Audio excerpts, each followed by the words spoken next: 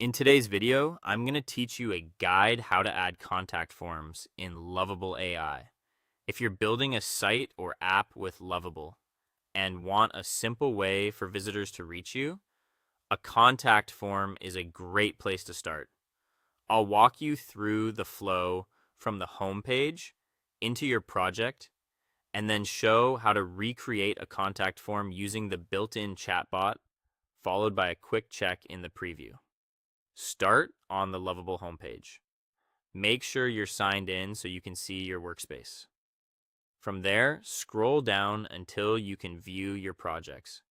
You're looking for the card or tile that represents the project where you want the contact form to live.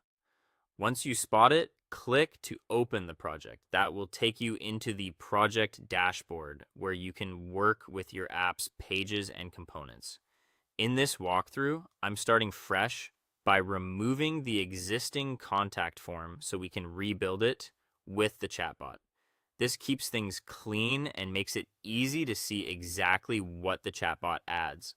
If you already have a form and want to keep it, you can just follow along conceptually and apply the same steps to a new section or page. Next, use the Lovable chatbot to generate the form. Type a clear prompt that explains what you want. For example, you might say, create a contact form with name, email, subject, and message fields.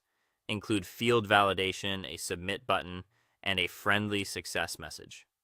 The key is to be specific about the fields, any required inputs, the overall layout, and the tone of the messages. Then send the prompt and wait for the result. Depending on your project, the assistant may take a moment to propose code and UI. If the first pass isn't perfect, refine your prompt right in the same chat by adding details such as placeholder text, character limits, or spacing. When the chatbot is done, move to the preview to see it in action.